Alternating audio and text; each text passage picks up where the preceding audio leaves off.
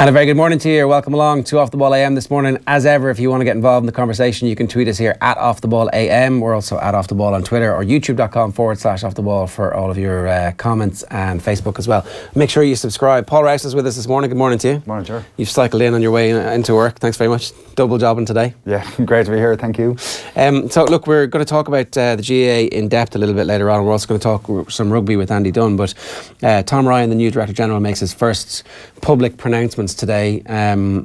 Generally these briefings are fairly sedate. The DG comes out and says, I'm going to do this and this over the next while, and everybody goes grand. But this time, because it's the first one, I imagine it'll be more like, give us your vision, tell us now, what have you done for us lately?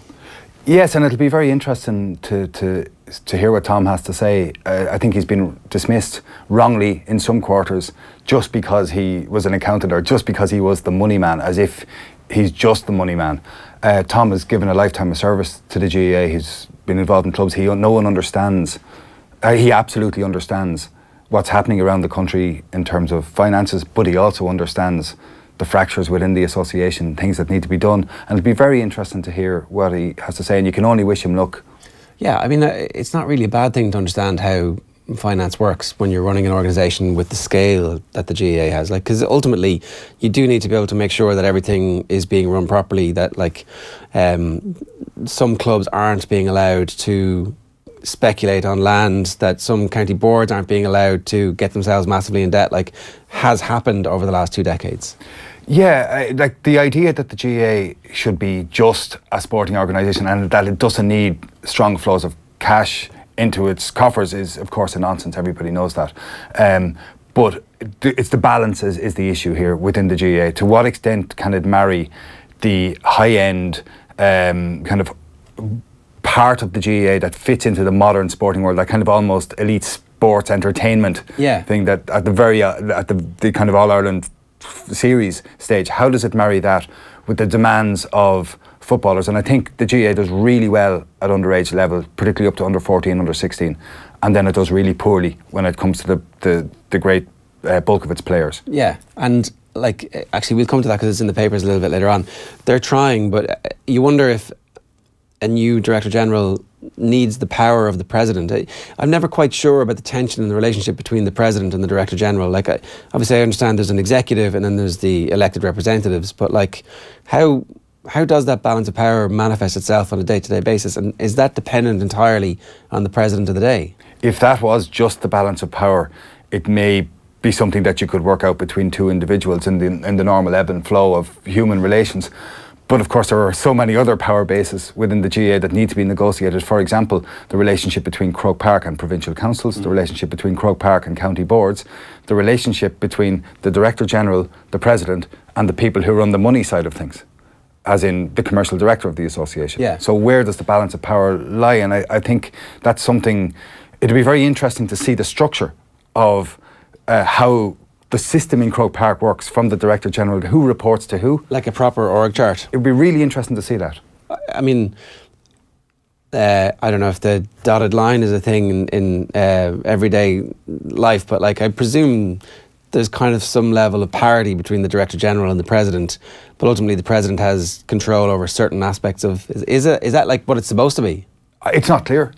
And it's not written down who exactly does what. It's almost like it's a. There are absolute limits to the power of a Director General. Right. I also wonder who the Director General's number 2 is, because the notion that the Director General can both make policy and implement policy on a day-to-day basis is not clear. Like, are all the various units in Croke Park, do they report directly to the Director General? And if that's the case, that's an absurd system. Well, because it's a question that I asked last week about the GPA. Do they want the new CEO to be someone of vision, or do they want the new CEO just to be someone who facilitates the vision of the group of players? And it's like a little bit of both.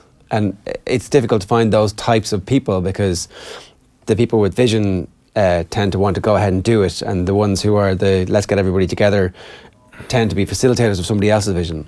And of course the two things don't necessarily need to be mutually exclusive. You need to believe in a vision to implement it, really. And to bring people with you. And to bring people with you. And the first thing, and there is a thing about the GPA actually, which is quite interesting in what they've obviously made a bit of a push over the weekend around this, and there's this notion being put forward that all they need to do is to explain what they do, a little bit better, as if there aren't substantial issues with the organisation and in what it seeks to do and where it's positioned within the GAA. Yeah, well, let's come back to those a little bit later on. If anybody, as I said, wants to get involved in the conversation, feel free to tweet us here at Off the Ball. Here's what's coming up. Going to run you through the back pages. We have Champions Cup discussion with Andy Dunne coming up around about 8:05. Our brand new breakfast menu, where we get a chance to talk about some of the main stories of the week that aren't necessarily in the news today, although a lot of them actually are this week. The future direction of the GAA. We'll talk about the GPA. We'll talk about what Tom Ryan has to set out, or hopefully will set out in his vision as it comes today. And then the big burning controversy of the day is the hottest take that I've ever heard about Michael Donlan, so you better stay tuned for that, particularly if you're a Galway GAA fan. Right, so it's time for the newspapers. OTB AM. In association with Air. Get Air Sport free with Air Broadband. Speaking of states of the nation, Eamon Fitzmaurice has sat down with Terrace Talk on Radio Kerry, which is the ultimate state of the nation, and has spoken about his relationship. It's a wide-ranging interview, so the Examiner are picking up on it today. There is no them and us. Kerry boss Fitzmaurice opens up on strained relationships with Kingdom supporters. The headline is a tiny bit misleading in that there's no them and us is what he's saying, but he is saying that there's a breakdown in the relationship. And I mean, I know the Dublin job is really hard, but they're winning at the moment. The Kerry job, when you're not winning everything, and when Dublin are winning everything, is potentially one of the worst jobs in world sport. It was extraordinary to be in Kerry 2 summers ago on the morning of the Dublin-Kerry All-Ireland semi-final, and every single Kerry person I spoke to was certain that Kerry would beat Dublin. But they were saying it with a tone that it was almost like they were trying to convince themselves. And in the week previous to that, you had columns written by the kind of, with the exception of Mike Quirk, I think, by the way, but with many of the other Kerry former players in the media, and there was an emotion to it, and a bullishness. Yeah, but it was also a reaching, and it was if this was the death of civilization if they didn't manage to beat Dublin, and they're really hurting, obviously, and it's not clear. If I was Eamon Fitzmaurice, I would be thinking, I inherited a team here that wasn't great. I took an All-Ireland with them. Yeah. And I've got a whole lot of these young players coming through. Yes, I made a really poor decision before the Mayo semi-final replay last year. Was kind of been at that match and before when the teams set out, it was kind of inexplicable why he did what he did, particularly with the personnel he did playing a sweeper and who he chose as a sweeper. And whereas I think the way you play Mayo is you push, but I feel sorry for Fitzmaurice, who I think is an outstanding coach, and who's better than him in Kerry? Well, I mean, obviously Jack O'Connor happens to be sitting in the background there, winning underage All Irelands. So that's the issue. Like, if there was nobody else in the background, he'd be grand. I tend to agree with you. They won an All Ireland that they had no right to win, which is the classic, brilliant Kerry, cute All Ireland, but they're up against the greatest Dublin team of all time. So, like, what the hell do people want? Obviously, they want to beat Dublin. Well, it's Dublin. If it was Mayo or Galway or other counties picking up All Irelands, I think Kerry people would be extremely disappointed, but it wouldn't hurt quite as much as what's happening with Dublin, and Dublin creeping ever closer to Kerry and the Roll of Honour. I mean, there's still a sizable gap, but Dublin just pushing on. Well, if they get a 5 in a row, that'll be the dagger blow, right? Well, that's the benchmark, isn't it? Yeah. There's a reason why no GAA team has done 5 in a row, presumably. Loads of teams have got to 4 in both football and hurling, and even that extraordinary Kilkenny hurling team couldn't get 5 in a row. And this Dublin team has come very close to the wire in all their All-Ireland finals, and there's no guarantee of 5 in a row. There's no guarantee of 4 in a row. But for Kerry, it actually... It's a bit cruel to say this on one level, but it would actually be amusing to watch what happened in Kerry if Dublin pushed towards 5 in a row. Well, that's heresy. I do feel sorry for Fitzmaurice in that, like, it feels like they put a clock on when his time is going to be up, and it looks like his time might be up just before that crop of amazing young players reach the point where they're physically capable of doing what they're fully capable of doing, at which point somebody else sweeps in and goes, look at all this great work you've done. Except I was at the league match between Dublin and Kerry in Croke Park, and you could come away from that game thinking Kerry were 100 miles away, and in the second half they were, but they had lost key players at half-time, Geaney and O'Shea. In the first half, I think there was an awful lot for Kerry in the first 20-25 minutes to take out of it. Yeah. And Kerry have superb forwards. So they're not that far away, is what? I don't think they're a million miles away. Yeah, well, it's certainly the appetite has been whet by Fitzmaurice State of the Nation. Mourinho to wheel cutbacks is the back page headline on the Irish Independent Sport.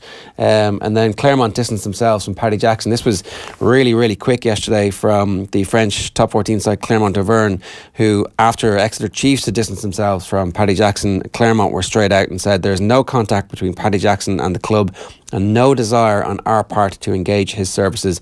That was their Clermont Sports Director, Frank Azima, yesterday denying reports that he was interested. We'll talk about this a little bit later on our breakfast menu, the continuing fallout from that. Shelbourne have appointed a new 26-year-old chief executive, so hopefully that's a progressive move in the League of Ireland. Pogba and Sanchez threatened with axe. I don't believe any of this. Do you? Do you believe any of the José Mourinho? I mean, the soccer season's dead. With the exception of for Liverpool fans, the Champions League. It's the fact that everybody's already, from the stories in the papers, already casting forward to next season. Who's buying what? Yeah. And we're in April. Yeah. Can Pep Guardiola do a back-to-back? Is he going to sign a new contract as one of the lead stories in the papers today? And it would only be a 1-year extension on his existing deal. That kind of shows you exactly where it's at. And also, like, whether or not Mourinho is going to drop players. I mean, so he's been a bit pissed off with the team in training. That's how it works, right?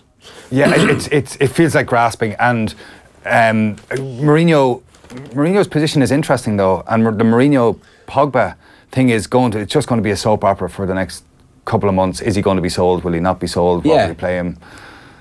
I think there's a doomsday clock on Mourinho, and it's like pretty close to midnight at this point on the Man United tenure. Like, unless he gets rid of Pogba this summer, you can't see this finishing successfully because he hasn't found a way to use him.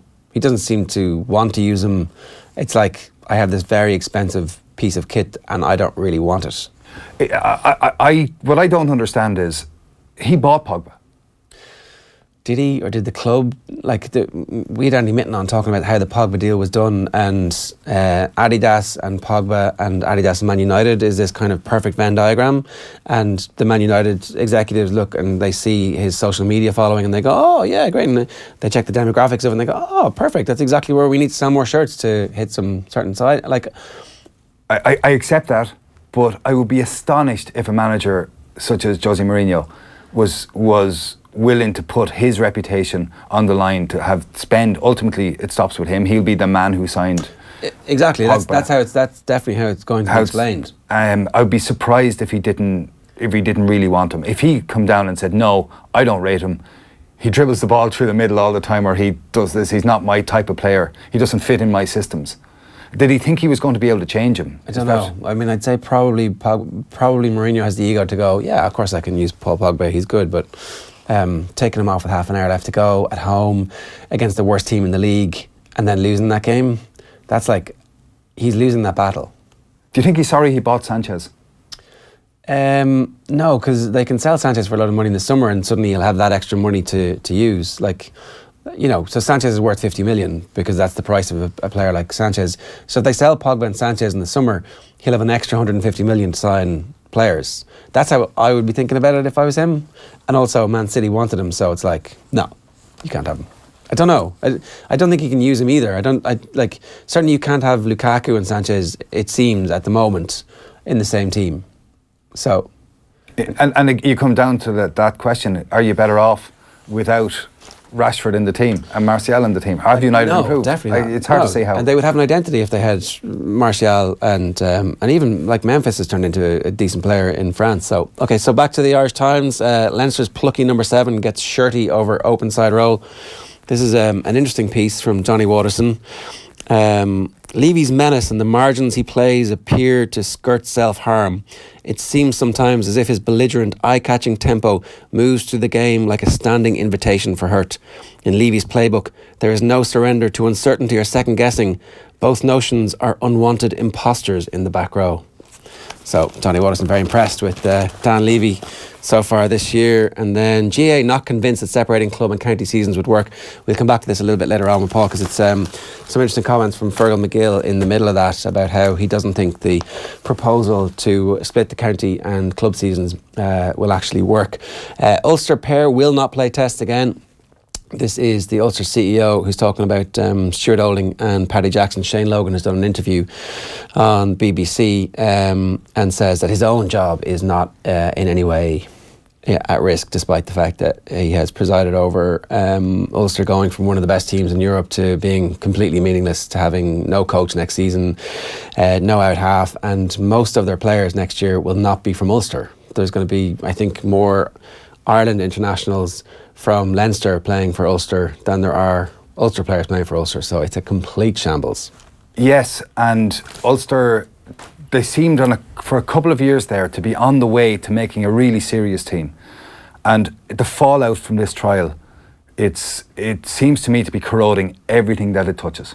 And it doesn't feel like it's over. No, it definitely doesn't. And again, we'll do that in a bit more detail a little bit later on. So finally, for now, it's...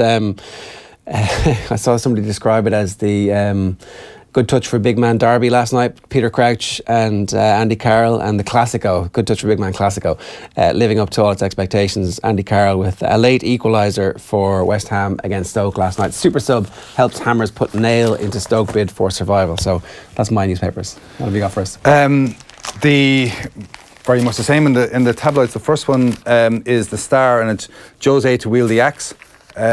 Where he talks about rotating is not the word to use when it comes to the team he's going to pick, that players who didn't play well against West Brom at the weekend will be dropped if he so decides to do so. So he also... Manager in managing shocker. Managing shocker. And Pep's next generation moving on already to talk about who he's going to buy, Fred, Jorginho, and then it's Eamon Fitzmaurice again with a huge championship ahead for Kerry, which is there some championship that isn't a huge championship for Kerry? In the Herald, José wants United to fight on the season, 5 games left. He wants them, they're still in the fight for fourth. Yeah. We're really reaching now. Shamrock Rovers slipped to another defeat, Aidan Fitzmaurice in the Herald. A 6 defeat in 12 games for Shamrock Rovers, who would have entered the season with serious problems. And the 2 losses to Bohemians late on were massive losses for Rovers and really, really hurt them. Yeah. Stephen Bradley is going to be very, very fortunate to keep his job after this, because they thought after the late Bowes winner that was going to be the thing that sent him over the edge. But ultimately, when you lose to Bray, who are bottom of the table, can't be having that. Yeah, it always, I think it speaks to a deeper malaise within in the club if that's happening. The Irish Daily Mirror reality check, Pep to get 200 million transfer war chest. And then in the rugby, Leinster waiting on 3 players' doubts over Sean O'Brien, Robbie Henshaw and Luke McGrath, which in the middle of a week is probably significant enough to talk about. The Sun, signing in the rain, Pep to sign extension. Has the quality of headline writing dropped a little bit? Yeah. Or a lot? And no one is safe, warns Jose Mourinho. Now the Racing Post. Relief for layers as huge Tramore Gamble foiled. Bookies are in trouble. An Emmett Mullins double.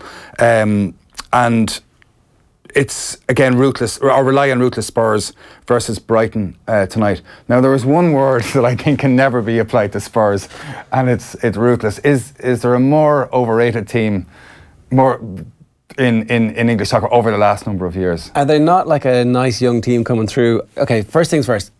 Most of the football journalists who work in London, it appears to me from my personal experience, support Spurs. There's a lot of people who are Spurs fans in the English football media, and so they get a bit more coverage maybe than they're due.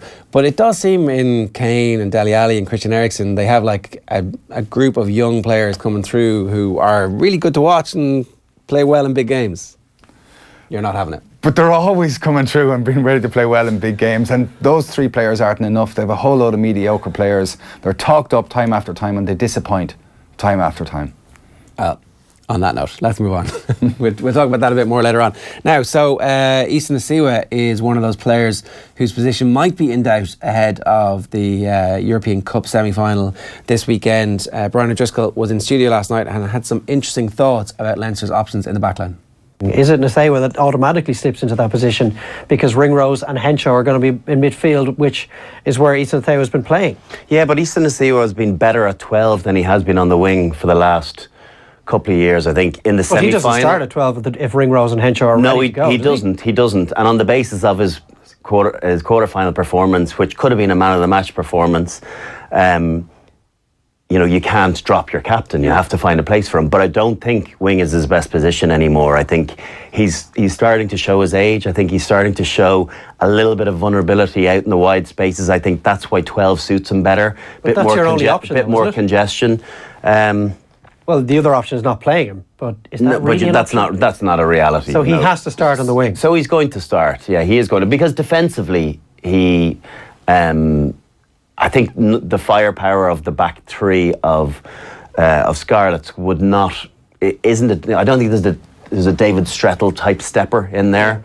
I think Halfpenny, you know what you're going to get. He'll never go away, but I don't think he's going to really concern you if you're an old 35 or 36-year-old worried about jinking feet of someone.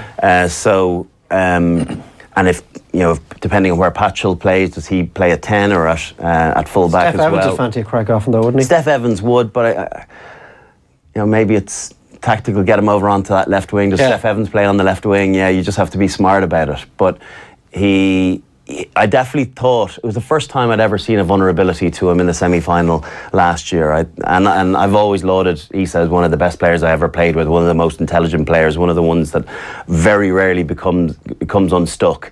But age catches up with everyone, and that's why I do think at inside centre he has a security to be able to do as good a job as he has done in the past, but with less exposure to the crazy footwork of some, you know, a back three player that can pull them apart. So before we move on to Munster, if McGrath is fit, do you have Lowe and Natheo as the two wingers with Carney at full back? No, I don't think you do. I think Fergus McFadden starts.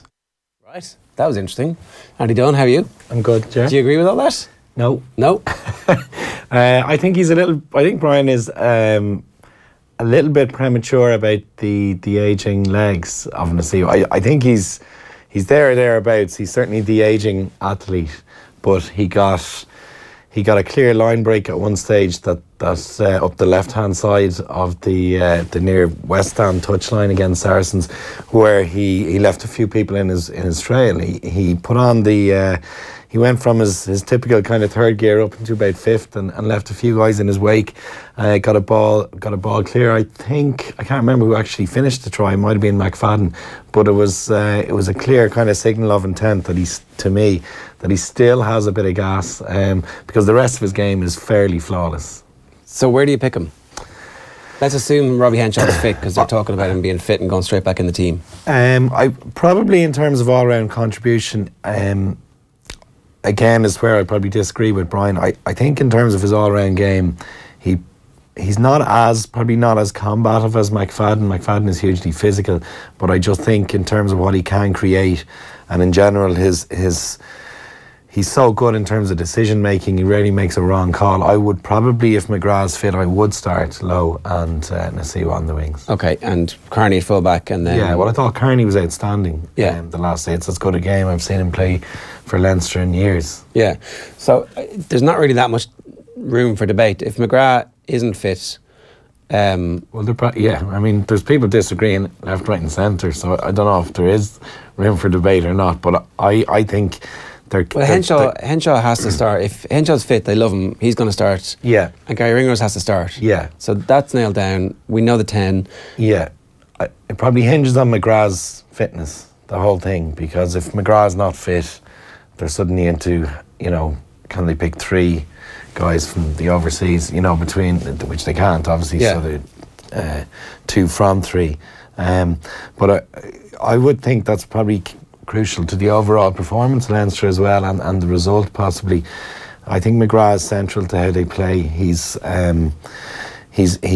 takes quite a role and responsibility in terms of their defensive patterns, how they clear and exit from deep in their own territory. He's a brilliant support runner. He constantly gets a second touch in attack. He's finished off countless tries this year from offloads from back row players, from low. I think there's quite a gap between himself and Gibson Park and McCarthy.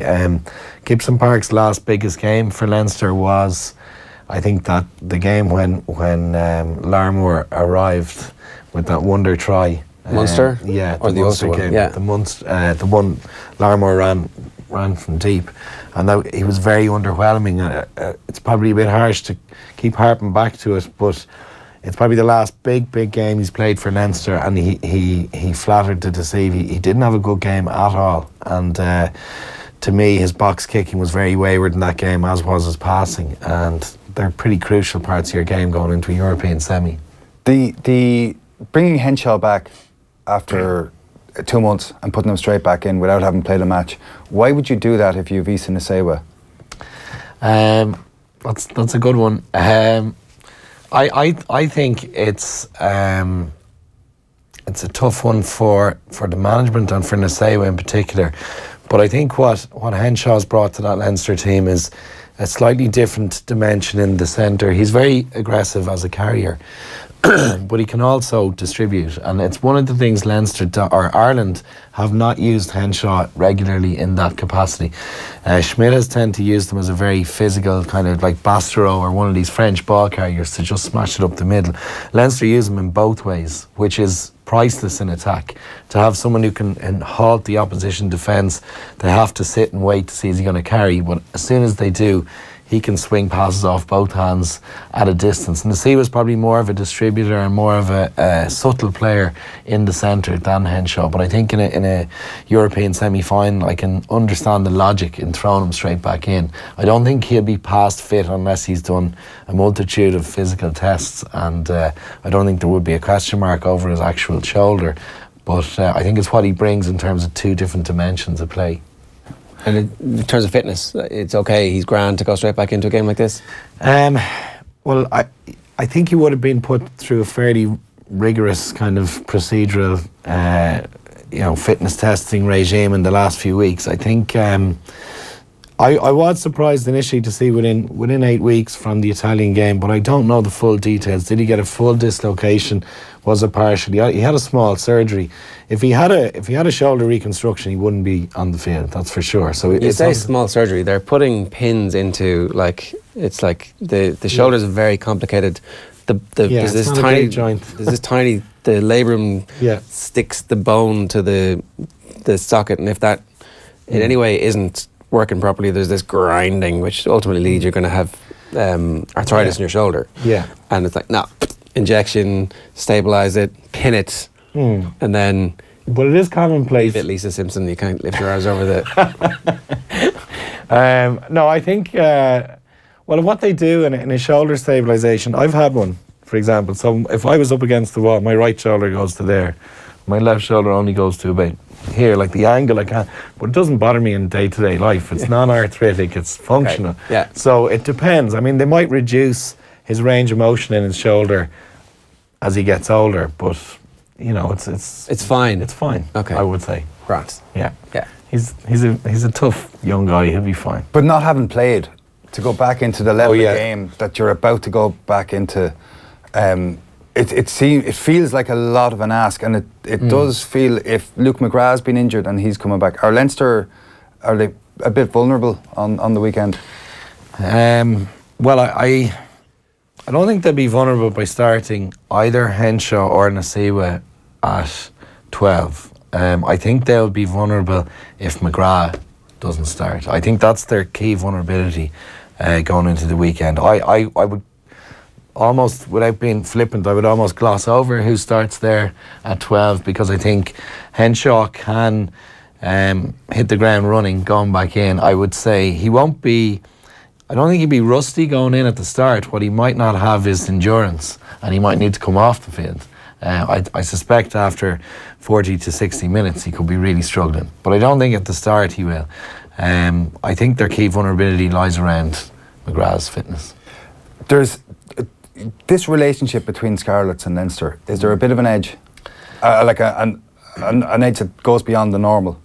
I think historically speaking, probably not. I don't think it's like a Leinster-Munster rivalry, or I know Leinster and Leicester had a lot of battles over the years when you're going outside of Ireland with rivalries. But I think in recent years, the personnel and the profiles involved, I think it's got a bit of a heated edge to it for sure. I think there is a bit of niggle.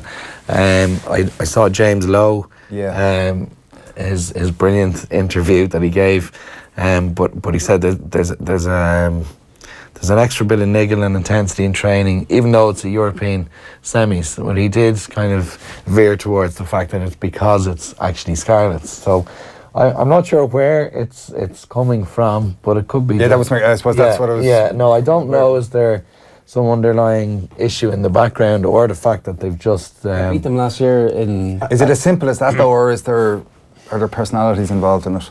I'm not aware. Yeah. I don't know, but I think they beat Leinster at their own game last year, and potentially that was something that affected the ego of Leinster, or the whole group in terms of how they operate. They were deconstructed by a side playing a better version of rugby than they can play, and that's probably going to affect their confidence. Maybe it affected their mood as a group, but you know, I do think Scarlets play superb rugby when they're on form, so it could be a clash of styles as well. Letting Tadhg Byrne go looks like a pretty bad decision, and not trying to get him back doesn't look like a great decision either.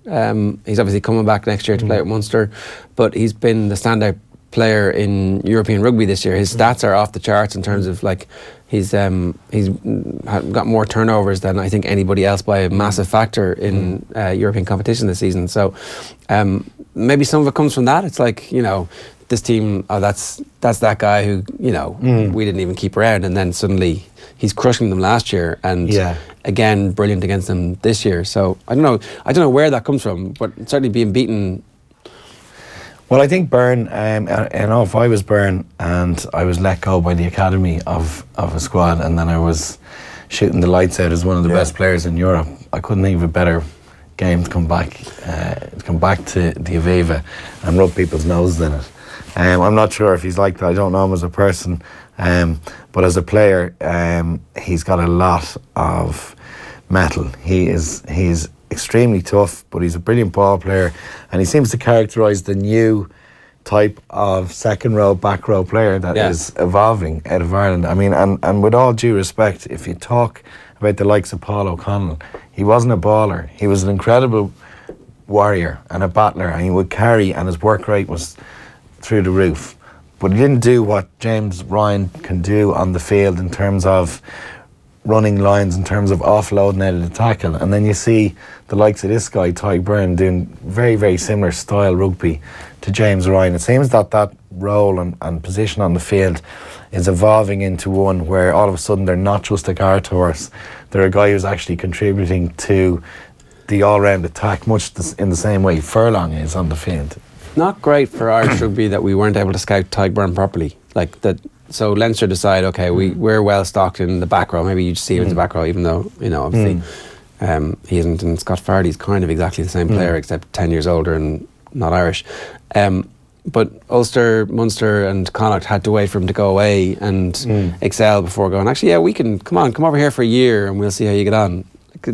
We're supposed to be really good at this kind of stuff.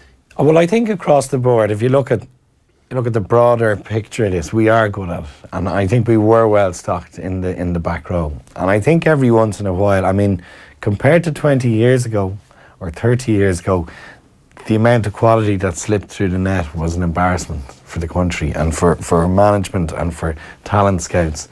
They were missing people, you know, 2-3 key players a year were not kind of coming through.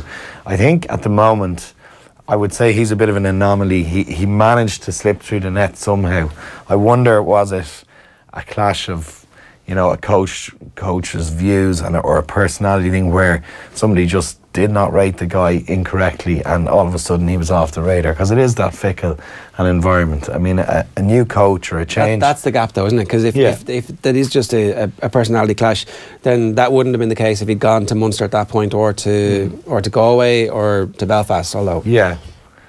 Maybe he just wasn't ready.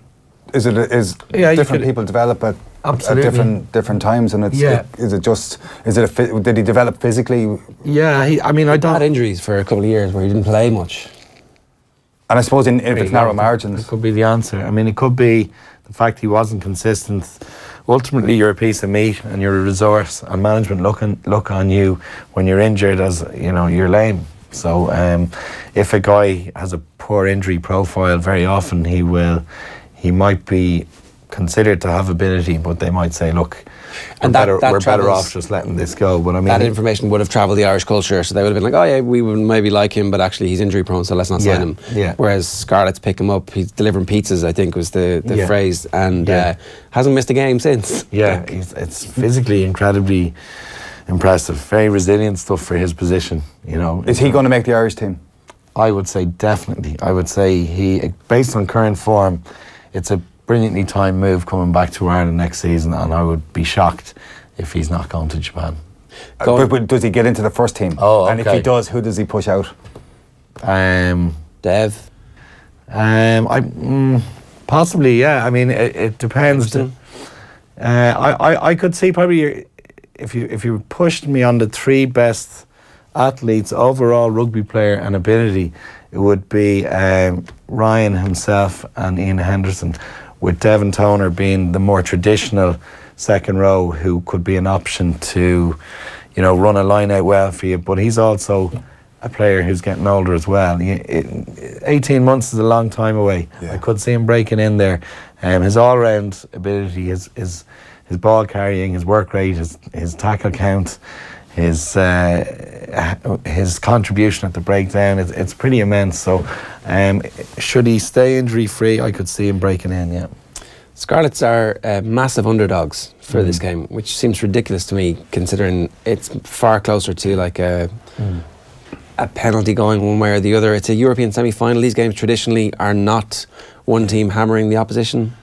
Yeah, I think it's a ridiculous stat to think that, given what they did last season, you know, and they're not going to have any fear of coming over here, and they're not going to be intimidated by the atmosphere. The manner in which they disposed of both Irish provinces last year in the knockout stages was Both in Dublin, right? yeah, it was chilling as well. Like they didn't Happy hunting ground for a team. You know, they didn't come over here and win on emotion, and they didn't come and, you know, just win on fight. They broke both teams down by their attack and their ability to create, their ability to pass out of the tackle, and essentially they hockeyed both sides. So they can only be confident coming over here. They're showing a level of consistency to get into another European semis. It's absolutely not a 10-point game in my view. What have they done to make them what they are? Like, they seem to have come over the last couple of years, but why have they improved so much? I think they've got a brilliant relationship with risk. They are not afraid to run the ball from deep, where most teams will consider it as a third or fourth option. If they haven't got out of their own territory safely, they may consider running it from deep. Scarlets look at it as a first option, and it breaks down what are typically very organised defensive systems, because if someone cuts you open from deep, all bets are off, and therefore they're coming up against disorganised defences further down the field. And the other thing they do is I don't think they look at the breakdown in rugby as a positive. Most teams say, well, we won 100 out of 103 of our breakdowns. Effectively, your play broke down 103 times. They might have far less breakdowns because they're not looking to hit the ruck. They're actually looking to pass out of the tackle and keep the ball alive. Less breakdowns, ball alive more. So they're very, very difficult to defend against. I think that's something that is very New Zealand-esque in style, and it's obviously coming from their coaching side. He's obviously introduced it over the last 2 to 3 years, but they're doing it in wet conditions, they're doing it in dry conditions.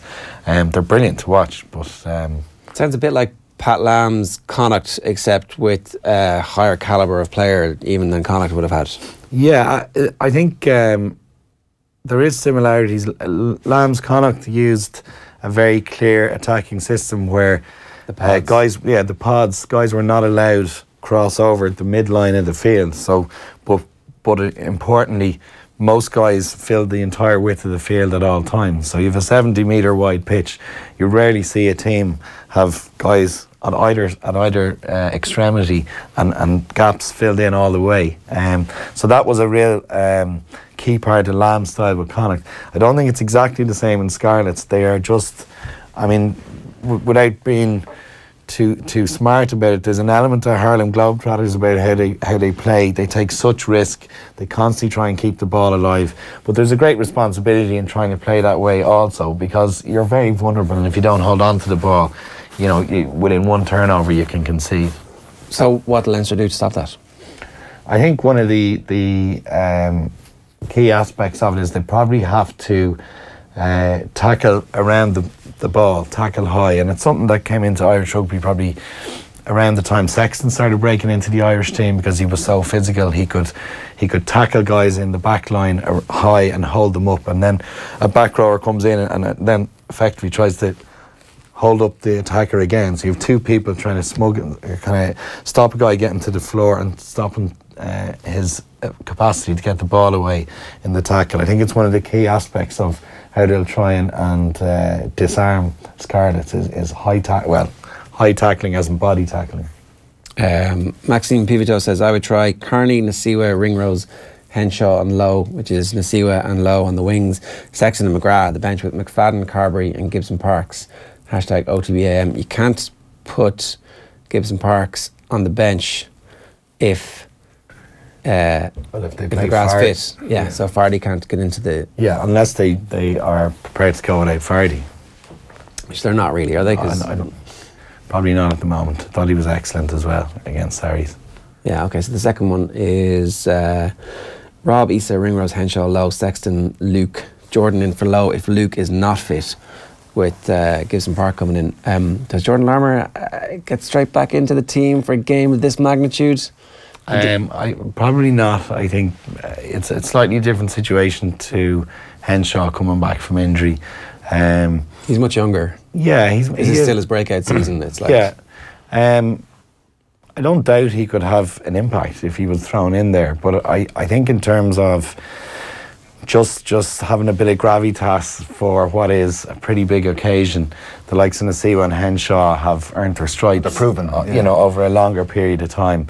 I do think Larmour is the type of player, should they throw him in there, I don't think he would be unduly intimidated or anything like that, but he'd one or two defensive errors in the Italian game that got highlighted a lot, but I think possibly they're easy fixes both for him as a person in terms of making a tackle and then in a defensive setup. But I think he'll probably learn from those things, and at this level the high profile mistake gets a lot of profile, it's but I don't think he's going to walk straight back in. I just don't think Lancaster and Cullen will do it. Scarlets beat Leinster 27-15 last year in the semi-final of the Pro 12, as it was then, and it was one of those games. I was trying to think back. Sexton didn't play really well, and that actually kind of set him off in that motion of not getting into the lines. The starting test for the first, things are a bit different. Sexton's playing really well. Like, that's the type of stuff that will give Leinster supporters confidence heading into this game. But it's on a knife edge, really. I think. Yeah, it is interesting to go back to that Sexton performance. Was quite, probably, I'd say, if he sat down himself and went through some of the worst performances of his career, he'd probably say that was right up there. Yeah.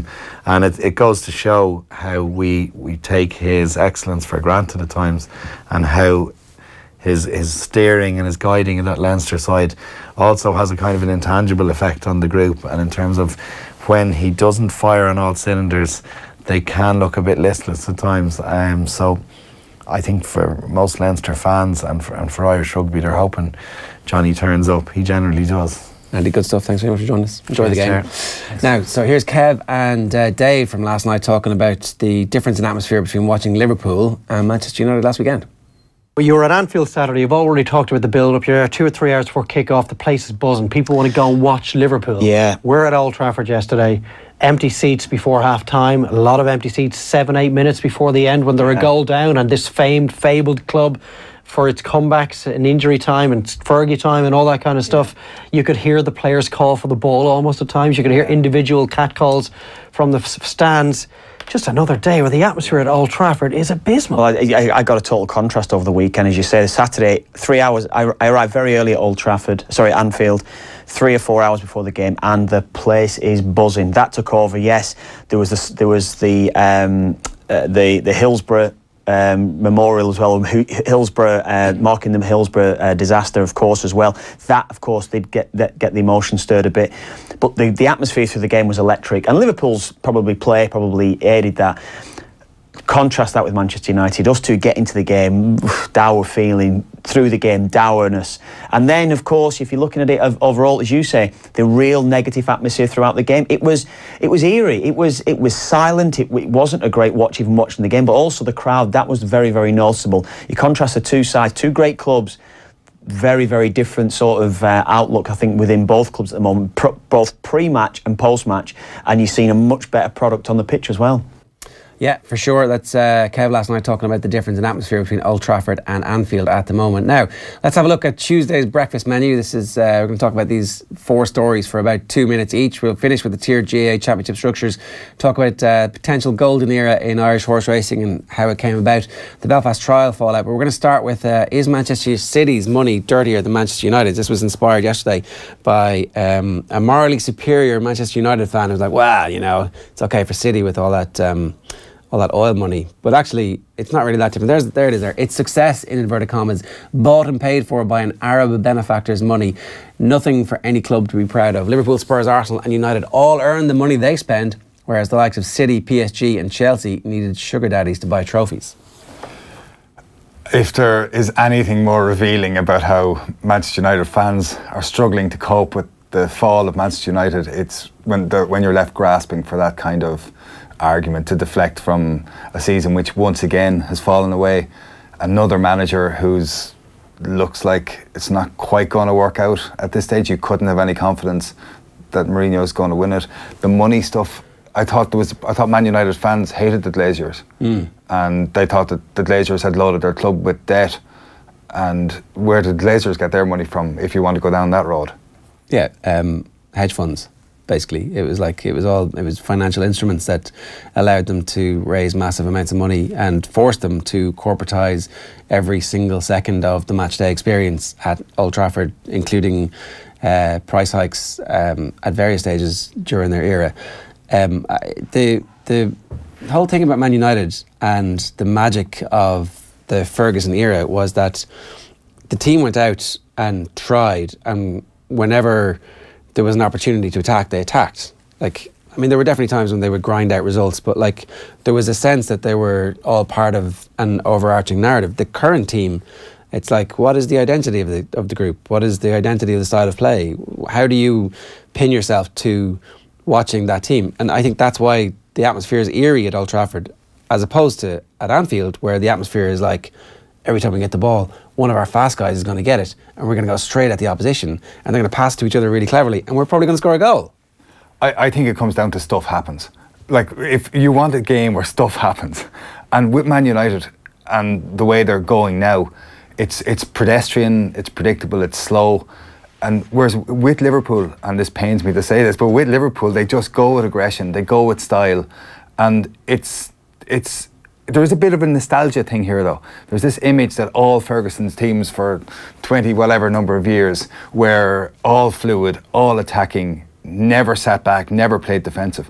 And United, when they went away in Europe, for example, often played under Ferguson, as in the 2000s in particular. Yeah, kind of sat in, grind out results, 5-man midfield, yeah, all of that. And United had some very poor players under Alex Ferguson, but he always had enough players to go for it, and he always seemed to want to go for it and to play with attacking football, and he didn't ever seem afraid to take a chance with players.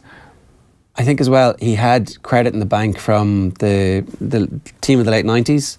There was a brilliant piece, Daniel Harris was tweeting links from his book where he was saying in advance of the FA Cup replay against Arsenal, the one where Ryan Giggs scores the goal, before that game he gave 2 pieces of advice to Beckham and to Giggs. The Beckham advice was stop trying stuff. You're a brilliant striker of the ball. Pass it and kick it. Stop trying anything else. And with Giggs, it was stop just passing it. Try stuff. You are one of the most elaborately gifted footballers in the history of the world. Every time you get it, you try and do stuff. And lo and behold, Beckham whips in an amazing cross, and Giggs goes off and scores that slalom run. But at least there was that sense that team, anything could happen, and they were always trying to do stuff. This team, it's like, what the hell? Yes, Ferguson did a couple of interesting things. Though. Like, it's kind of forgotten about now, and it was particularly forgotten about when Paul Scholes retired. Ferguson dropped Paul Scholes for a while in the middle of it. Like this extravagantly gifted player, the best English midfielder of his generation, blah blah blah. Yeah. As some people say, and it's all forgotten that Ferguson left him out for essentially for a season when he bought Varane. Yeah. And tried to shoehorn Varane into the team and then played them all together, and it was terrible for you. And didn't Scholes decline to get off the bus? Yeah, out at Anfield once, because he was a sub. Because he was So there's a way of casting back through history, and Ferguson's insulated because of the trophies he won, and you can't gainsay what it's achieved, and no one wins every year.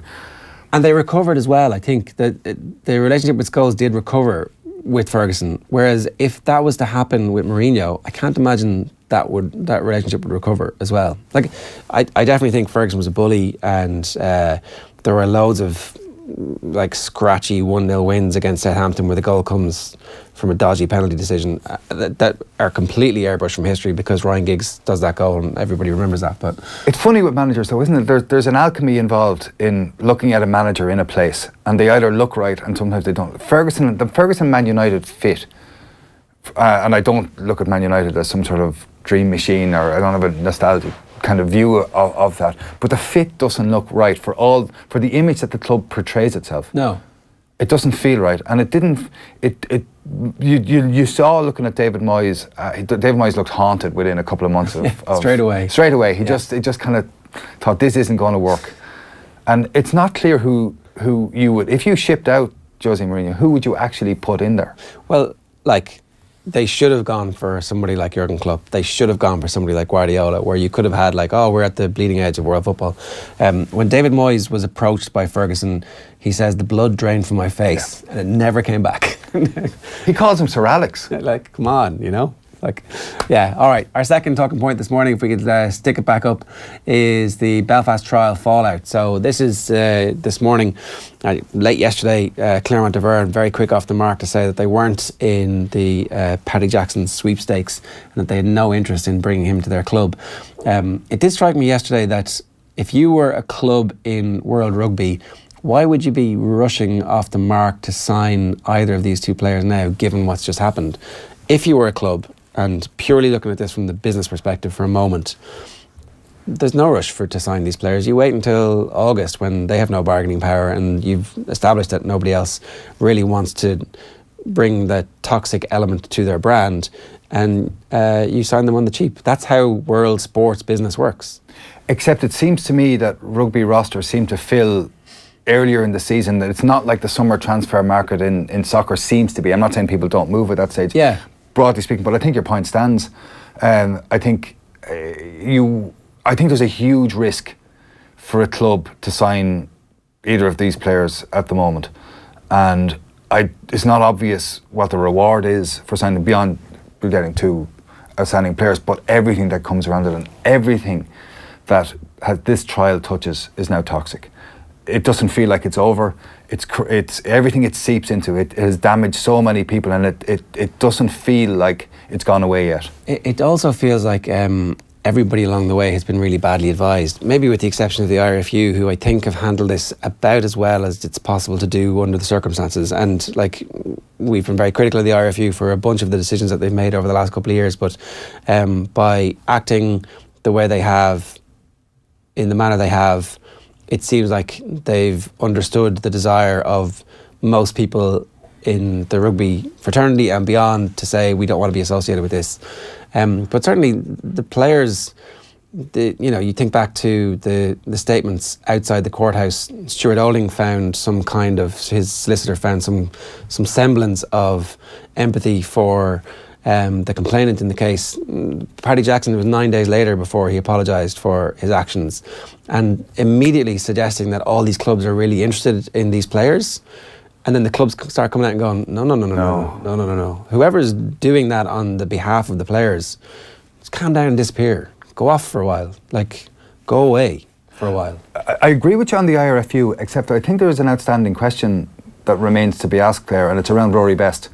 And it's, did they know that Rory Best was going to attend the trial on the Wednesday, on his day off in that week before the France game? and what do they think about his attendance of that trial?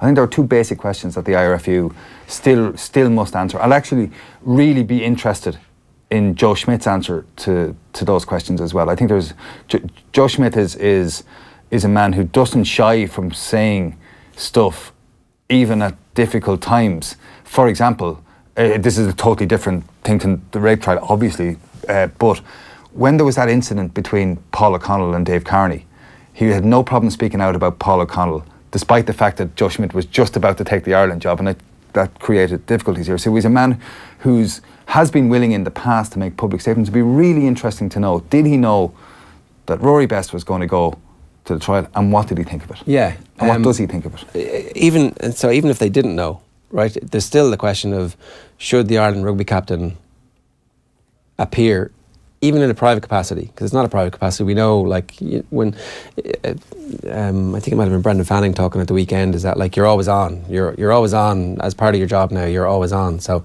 and then there's also the impact that we now know that the jury were told that he was directed to appear by the defence counsel, which they can't really direct. Like, that's but direct was a really interesting choice of words, and it's made up.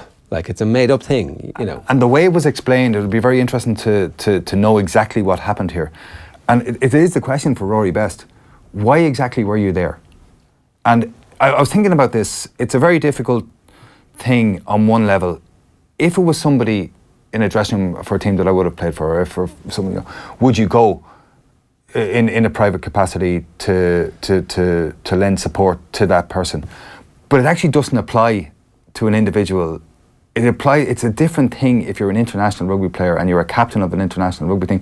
And I think it'd be very interesting to imagine a scenario where that was the captain of the Irish soccer team who had gone to such a trial.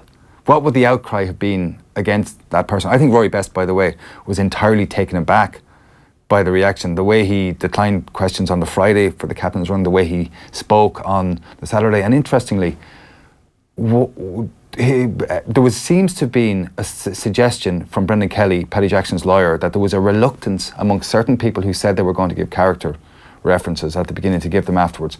Now, who were those people, and what exactly brought about their reluctance? Yeah, I do think that they're going to have to come out and address this, because rugby is one of those sports that talks about its values a lot, right? To the point where it nauseates a lot of people. And either you talk about it and they mean something, or it's just can't. And if it's just made up marketing bullshit, then fair enough, but you're going to get called on it for the rest of your lives.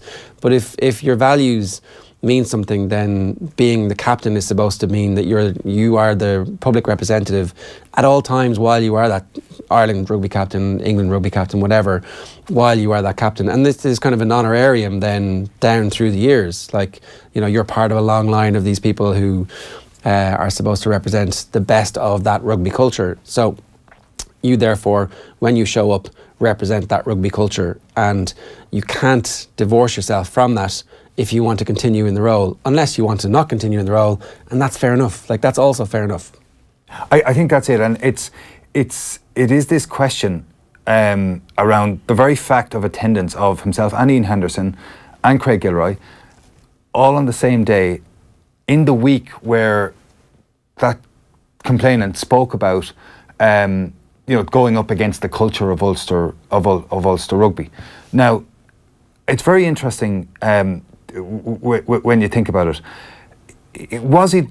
You can't describe what happened on that night as a rugby culture. It's deeply unfair for anybody to say that it was a rugby culture on that evening, because it's for two reasons. First of all, there are many rugby people who are utterly appalled by what happened and do not deserve in any way to be associated with it, number one.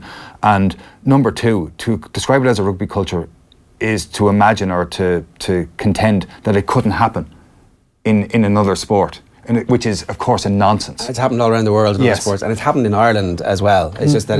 and so it's not... So to describe it as that is not enough. But the problem with the attendance of the Irish rugby captain is that it further identifies Irish rugby with the events of that evening and that trial and everything that happened around it. And that's just... it's very difficult to see how that is not the case. Yeah. So what happens? Do you think that there's like a natural in the summer that maybe Rory Best doesn't go on the tour, or does Rory Best continue as captain and need to just come out and address it? And is there a way that you can address this and still be the Ireland captain? I guess that's the question that we need to see answered. But what do you think? Well, it was very interesting after the England game. Joe Schmidt played an unbelievably fulsome tribute to Rory Best, and that was, how do you read that? Some people were saying, oh, that means Rory Best is there for the next 18 months and he will lead Ireland into the World Cup. Or was it, and say, listen, I think you're brilliant, but by the way, this is over.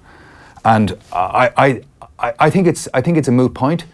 I wouldn't be surprised at all if there's a new Ireland rugby captain after the summer tour. And like as a direct result of what's happened here, as opposed to because he's not coming to the natural end. It looks like he's just had a really good Six Nations and they're minding him and he's minding himself, because he's obviously at an age now where it's not guaranteed that he's going to make it all the way to the Rugby World Cup. And there was a bit of a plateau in form towards the end of last year, but actually a really strong recovery, played really well in the Six Nations, and looks like he could easily make it to the World Cup now. With the way things are going. So you think that if he's not the Ireland captain, it is as a direct result of the fallout from this trial? I don't know enough about rugby, or I don't know enough about what Joe Schmidt plans and what he intends to do to say that it will be a direct result of that. But I'd say it is a factor within the consideration. It should be said, by the way, that Rory Best comes across as a very decent man, a very likeable man, a very down to earth man who seems to be liked by a whole load of other people. But this trial is just everything that it touches. There's a noxious element to it which just it corrodes everything it touches. And I think that it actually goes back to the bad advice that everybody was getting, that Ulster were getting, that Ulster were giving, it seems, to their players, that the players who showed up got bad advice from whoever said you should come to this trial. I think everybody kind of misunderstood exactly the impact that the trial was going to have on everything outside it, on the media, the fact that there would be so much media coverage, that it would be so intense, and yet it was kind of predictable that it would be such an intense thing. I think it also comes out, Ger, I think it's a little bit more than that as well, though. It comes down to the culture that was revealed by those WhatsApp and text messages, and everything that, notwithstanding the verdict, everything that revealed about the mores of what were happening in that evening around those rugby players. Yeah, the WhatsApp certainly did exacerbate the level of coverage that they were getting. So, because I just want to play you this. It's Brian O'Driscoll speaking on the show last night. Obviously, now we hadn't addressed the trial during the fact that the trial during the time the trial was on with Brian when he was in, because obviously we can't talk about anything. But once the result came out and once the reporting restrictions were lifted, it was actually the first opportunity that we'd had to speak to Brian O'Driscoll. So here are his thoughts on the decision to cancel Jackson and Olding's contracts from last night's show. I think from the IRFU perspective, I think they were probably left with no option but to sever ties with Stuart and Paddy. You can probably only speculate really as to whether it's based on moral or commercial grounds. I'd imagine probably a bit of both, but there's no doubt, which was well documented in the papers at the weekend, that there was pressure from sponsors. But I think that was probably fuelled as well by, probably public concern and unease about what their potential future might be. So which I we think saw they went hand in hand before the Ospreys game. A number of protests outside the stadium, and you wouldn't imagine that was something that was going to just dissipate. That was going to continue. Yeah, it was going to continue, and we got a taste of it in the Kingspan Stadium. And had the decision been different, I think you probably would have seen more of that. And I think the IRFU moved swiftly to try and end this situation and end the slur on the reputation of the game that has been in Ireland over the course of the last few months. Right. Let's move on, because there's loads of other stuff that we want to talk about. So, a golden era in Irish horse racing. How did it happen that we go from not having winners at Cheltenham ever to the point where it's like a national story? We'd have one winner at Cheltenham and be like, oh, Desert, whatever the horses was that I can't even remember the name of, or a national winner. Desert Orca was Irish, right? I don't know if the horse knew he was Irish though. So, like, is this just a direct result of the investments that has been made in Irish racing that you can trace money into outputs? I think it works. I think what history tells you about sport, I think, is that unparalleled success and repeated success, which appears from, which is different to what has gone before, is a product of different things. It is investment.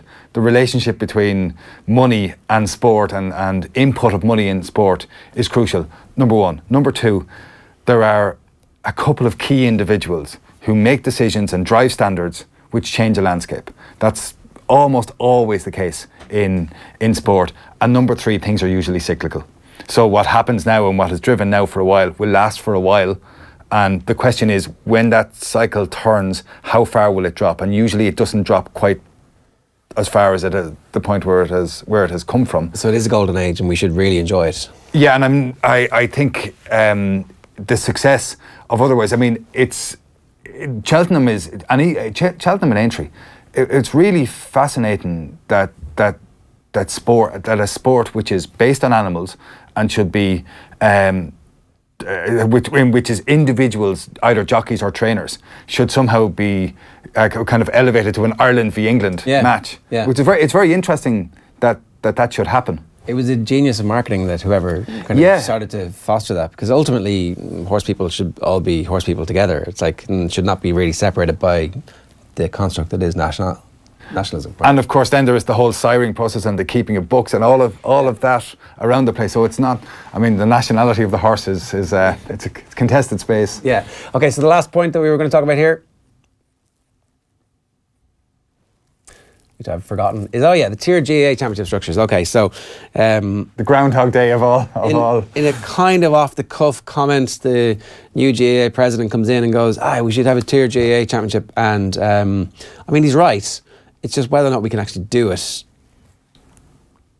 But is he right? Like, and what does he mean by a tiered GAA championship? And I see someone in the paper saying, well, we shouldn't call the lower one a B championship.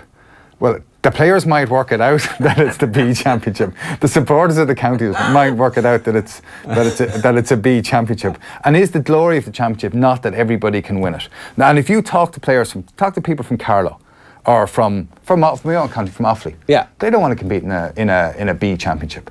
Now you can say that well, there are too many mismatches. Does that really matter? Because these are the dog days of summer. The game is going to, the competitive matches happen later on. We already have a tiered competition, which is the league. Which is the best competition though, right? Is it though? That's kind of become accepted as a truism. Is it not the truth though? There are closer matches between teams. Better matches. The attendances now, it's partly to do with the time when it's played. The attendances are much lower. But what you have in hurling, for example, this year, look at the Munster Championship. The Munster Championship is a league. They've already played the Munster League as the curtain raiser to the season. And the Division 1 of the league was also, with the addition of Limerick, a Munster Championship with Kilkenny thrown in. So we have 3 leagues this year. Yeah, before we get to an all-Ireland knockout series. There's a strong chance that they've made a pig's Mickey out of the hurling this year, because they had the opportunity to just break it down and go, you can have the Munster Championship. But I think they screwed it up, and we'll see if everybody really cares about all those matches as much, and if there's dead rubbers at the end of it. What about we get rid of the league and play the league as the championship, but if you win Division 4, you go into the All-Ireland quarter-final. If you win Division 3, you go into an All-Ireland quarter-final. So you still have a chance to win, and if you get on a roll, like, say, Tipperary footballers did a couple of years ago. But now you've got a load of home games, a lot of away games against teams of your own standard, and there's, like, promotion and relegation. To me, that makes sense. To me, that's absolutely logical. But for that to happen, somebody has to take on the idea of provincial councils and the organisation of a secondary competition, well, tertiary competition really, when it comes down to it, with the O'Byrne Cup or the Walsh Cup or all of those competitions in January, Christmas week this year has started, right? So and then you have to run the provincial council. The provincial championship itself is deeply problematic. Run that for a month in March. And that's fine, but more even than the structures is, what is the calendar of play? Like, when are you going to run the 2 club and county side by side, in which players can move between the 2? Are you going to organise a structure for that, or are you going to pretend that such a thing exists, or are you just going to split the seasons? Well, let's talk about this now, because that's actually the kind of meat of the chat that we want to have. We're talking about the future direction of the GAA. Here's the Kilmacud Crokes manager, Johnny McGee, talking about Club Month in Dublin. Have a look. Is the Club Month working for you? Because you've been on the other side of the coin, haven't you? You've been an inter-county manager, so you know probably better than most. Well, it's worked for us for a Dublin point of view in relation to the lads being released. Jim has released the lads to all the clubs for the period of April, which is brilliant. But I know that there's other counties that haven't released their players. They've released their players to play league games, but haven't released their players to train. So, but there's a can of worms there, you know, where I don't know how. Do you think it can work if done properly? If players are actually released, like they have been in Dublin? Well, if they're released, but the thing is, like, are you going to ask a manager to give away his players for 4 weeks and then he's 2 weeks prepared them for championship? So there's a double-sided.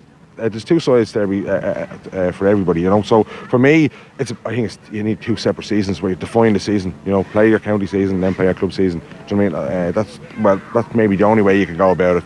You know, it's not fair on the club players as well. And look, the county players, look, they have a difficult task as well. You know, they're trying to, you know, marry the two, trying to give us what they can, you know, and expect to perform when they go back with the club, expect to perform to go back with the county. So look, I think the main thing is, need to sit down around the table, trash what's ever out.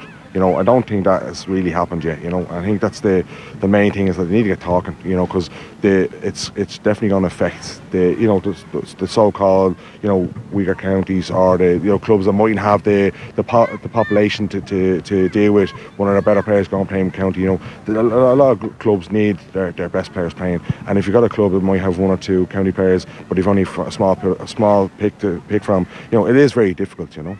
So the idea of the split club and county seasons is part of that Towards 150 report that is never going to see the light of day.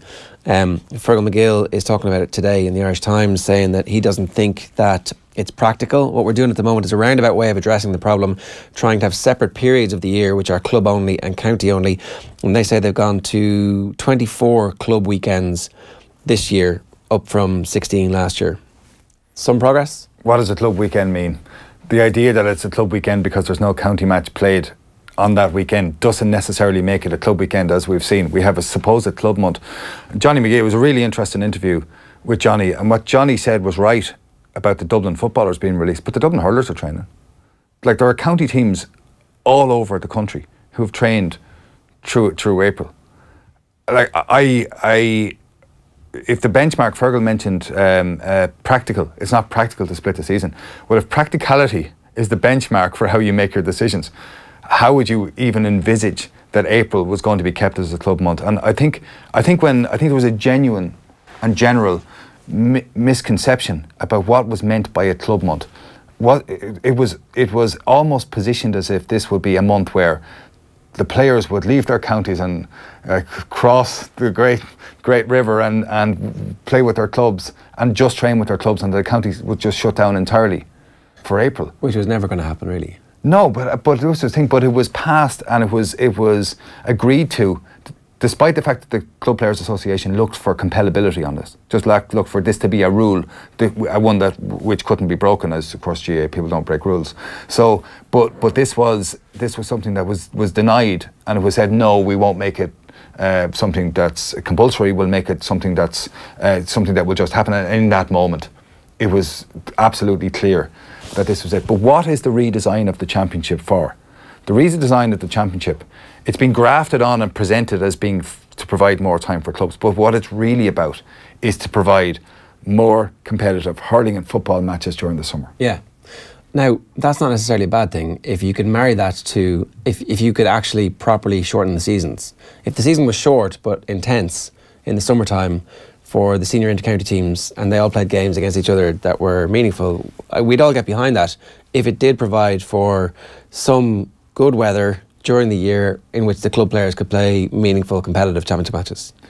Yes. That's the be-all and end-all that we're looking for. So people have looked at this traditionally as being, if they're going to split the seasons, that we should run the league in the winter and spring, and then run the championship in the summer, and then start maybe the Johnny McGee Pro, start the inter-county championship the club championship in August, and run it from there onwards. Well, what if it was done the other way? What if you actually played the club championship first and then started the inter-county season much later on. Maybe it would be better to work on a scenario around that. So July, that you August, September, October. But what is there are two issues here that the GAA have to make a clear decision on. Number one, are you going to split the seasons between club and county? And if you're not going to split the seasons, how are you going to curtail the extent of the inter-county season so that it doesn't run from, Offaly started training last October. Offaly will finish the championship in June in football. So that is, by any man's maths, 9 months. Yeah. They got almost 10 months in how they've done it. How does that leave space for anybody to have a life and then be expected to go and play for their clubs? It doesn't really seem like it's that complicated, though, to be able to get a system in place. It's just that there are too many vested interests. That's the issue. That's you've got the county boards and the provincial councils who aren't under the control of Croke Park, who are trying to fix this problem.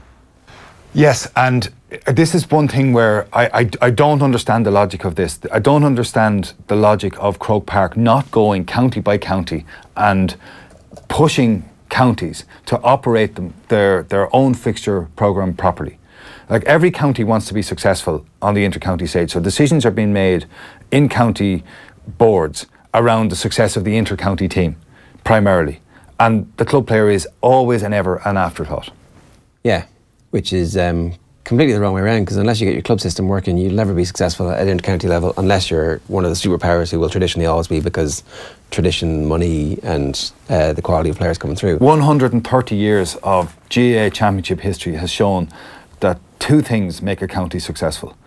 The first is a really productive school system, which begins from primary school and runs proper competitions through the teenage years and has strong schools within it and a strong underage structure within a county, which develops on the first hand, and on the other hand a thriving club scene in which players can come up to the standard of inter-county football. Yeah. Because there are some players who are not ready, like Tyke Burns of this world, who can slip through at 18, 19, like Bernard Brogan not being a minor player, Conor McManus, these guys not playing minor, and then making it later.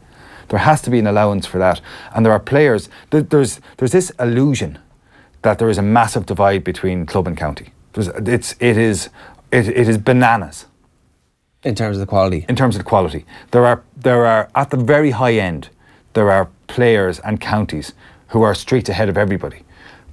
But when you go beyond that, and when you go, the margins between those who are at the lower end of a panel and the best club footballers who are around the place are very slight. And aren't you way better as a county trying to raise the standard of all the club teams so that you're picking from a much bigger pool? It seems it's so basic and so obvious that it's remarkable that it happened. But then a lot of county boards are...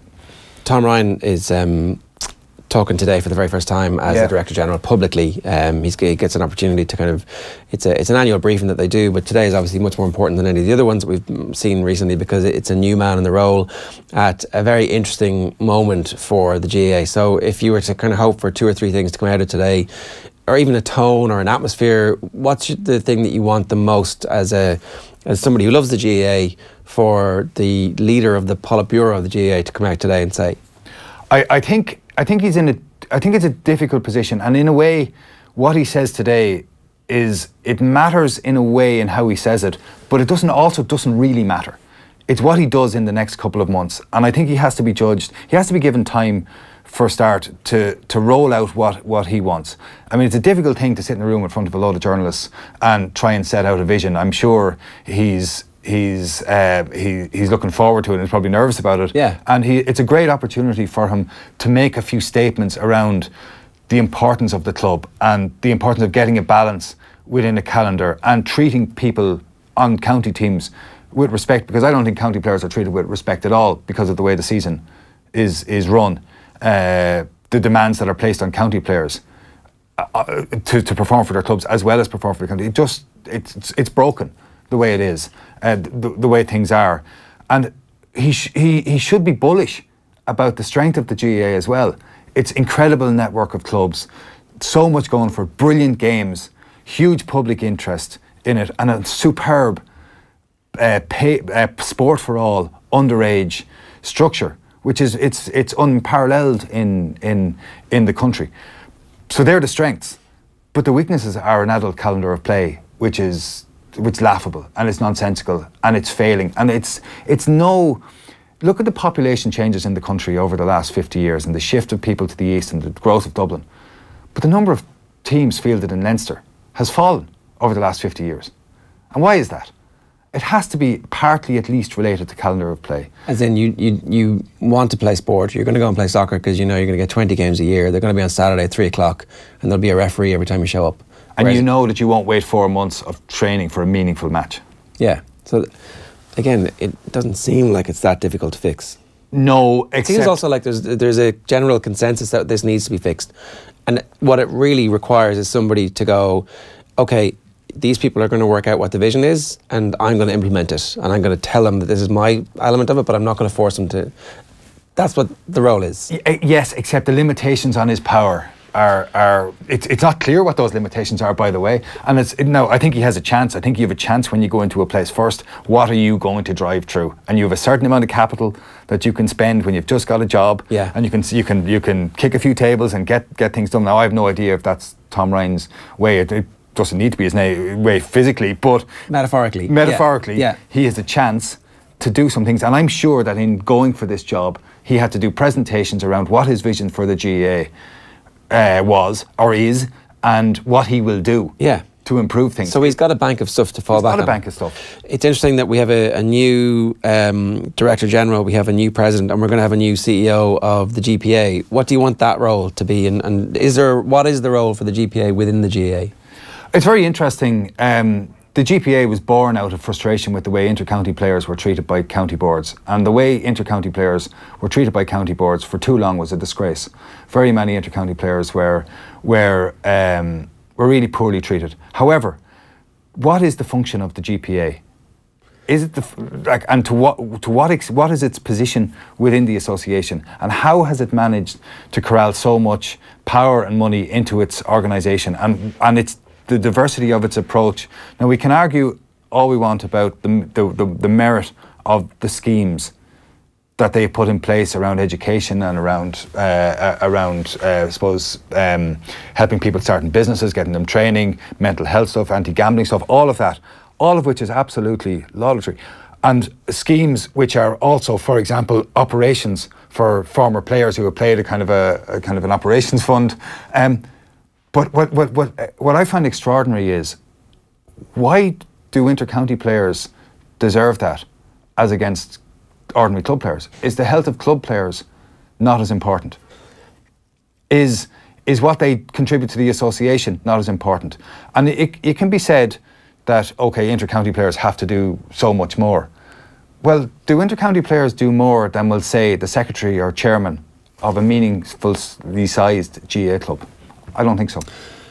They don't, but the argument, look, just to make the argument, is that the vast majority of the GAA's revenue comes from the attendances and the sponsorship and the TV rights deals, which are on the back of the achievements of these individual players, as opposed to the club secretary and club chairman. So, you know, the club secretary and club chairman in Vincent's or Thai or Plunkett's, they are some of the most dedicated people that you're ever going to meet. They are absolutely dyed-in-the-wool GAA people, and all of the cliches that all of the people who ever get elected to GAA office, they're the people who they're talking about. The players see the crowd and the 80 quid a ticket for an All-Ireland final and they go, well, I've had to put my career on hold because the fixtures chaos and because the demands of my slightly psychotic inter-county manager, and I want a little bit of that. It's that like fairly natural thing that happens in your 20s when you look around and you go, hang on a second, everybody seems to be making out like bandits here except me. That's why the GPA exists. I accept, it's that phrase though, on the back, inter-county players make it on the back of you know, everybody goes on the back, or the GAA makes it on the back of inter-county players. But what about, you can flip that as well.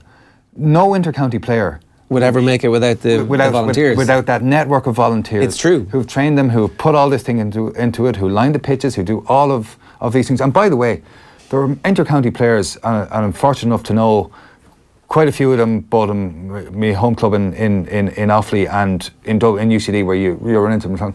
Incredibly decent, hard-working, genuine people who put a lot back into their club. So this notion of painting them, would in no stretch of the imagination as separate. Yeah. But the divide, what I utterly object to is this spurious divide between club and county, and it was revealed brilliantly last year, just after the government gave grants to inter-county players. Now, it's one thing for the GAA to decide to give its money to inter-county players.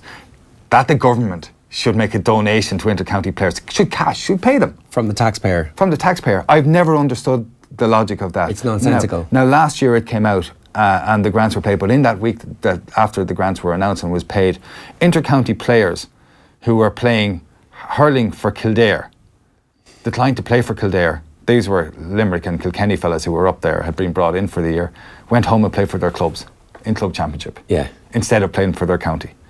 So there's a real divide there, and the difference between, like, look at this, the serious football and hurling clubs all around the country, are they at a standard higher than Division 3 or Division 4 hurling teams? Do they train harder than Division 3 or Division 4 hurling teams in the county, on the county scene?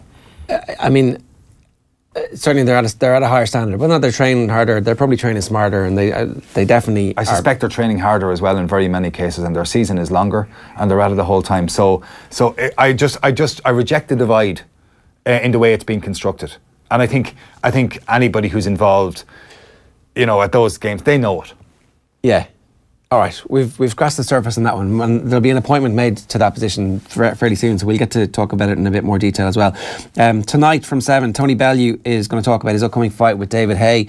Louise Quinn of the Irish Women's National Team is on, and Sean O'Halpine also in studio. And OTB AM is brought to you this morning with Air, the home of Air Sport. Get amazing live sporting content free with Air Broadband. We didn't get time for your Michael Donlan take, but give it to us in distilled sections so we can set all our Twitter handles aflame for today. Michael Donlan is one of those players who's celebrated by people within a county, who's absolutely beloved because of the dash and style of his play. But I don't understand. Go on. I don't understand quite why he's fated as such a player. I heard Ray Silk talking about him at the weekend, and it was because he was one of the most explosive athletes we've ever seen in the GAA. Like, poof. Yeah, and there's no doubt about that, and that's not my argument. My question around him is, how long did he do it for? How often did he do it? And was he even in the top 3 forwards on that Galway team? So Porrick Joyce, Jaff Allen. So there's 2. Yeah, he's in the top 3. Is he Savage, Finnegan? Who else? I'm trying to look at there. Niall Finnegan was a absolutely superb corner forward. Jaff Allen and Porrick Joyce are the 2 best forwards on that team. Derek Savage was a brilliant corner forward. Yeah, absolutely brilliant, unmarkable on his day. But Donlan played midfield sometimes. I think Michael Donlan is one of those few athletes. Cult hero. But I also think he's one of those few athletes who could have made it as a rugby player, who could have made it as a striker in soccer. That he had that gift of pace, which we like proper Jack McCaffrey style pace, but also, I don't know, as a Kildare fan, I would have had him up there as one of the best footballers of that 8-10 year period. Would you really? Just because what he did to us. I wouldn't put him in the top 5 in that Galway team. Wow. You knew that. Like, don't get me wrong, he's a great player, and I loved watching him play. But if you're looking for 5 people who you knew would do it every day, I wouldn't put him on it. He just did it in all the big games, and I think that it just breaks your heart. Do you think he's better than Porrick Joyce? I think that if you're picking a team for a 10-year period, you're going to pick Porrick Joyce because you know that he's going to kick 10 points 9 games out of 10, and that 10th game he'll score 1-7, and you're like, I'll take that. But if I'm every time you're taking that, every time. If I'm picking like Porrick Joyce is so good, I would definitely pick him ahead of Savage. Jaff Allen was a genius, a beautiful footballer, and like an outstanding footballer, and a great athlete as well when he could get around the place. I don't think Michael Donlan fulfilled his potential. I don't think he fulfilled his potential. I agree. But I do think you're making my argument. I do think that he is like a stratospherically gifted footballer. What Fallon does in the second half, I'm seeing cult hero here. when he kicks the points from either touchline, like that's ridiculous. Yes. That 35 minutes of football, that 15 minutes of football in the second half, the 98 football final is otherworldly from that. Before Kildare, right? That day, Kildare left that behind them in the first half. Well, they lost it on the line. I think we would agree. You picked Galway to win that from like way out. I'm routinely wrong in predictions, but that year I went to the Hyde to see Offaly play Galway in a league quarter final, and Offaly won. But Galway kicked about 20 wides. I thought they were fantastic, and they just couldn't score. And went back up to Dublin and went to Mulligan's pub and Poolbeg Street with my good friend Peter McDonough. And I told him Galway were going to win the All-Ireland, and he laughed at me, and we had a bet, and so I routinely remind him of it. Well, you would have won an absolute fortune if you'd gone to the bookies, but I hope you're still collecting on it. Paul, great stuff today. Thanks very much for joining us. Thanks a million, Ger. Thank you. That's pretty much all we've got time for on today's show. We'll see you again tomorrow morning bright and early. Good luck. OTB AM. In association with Air. Get Air Sport free with Air Broadband.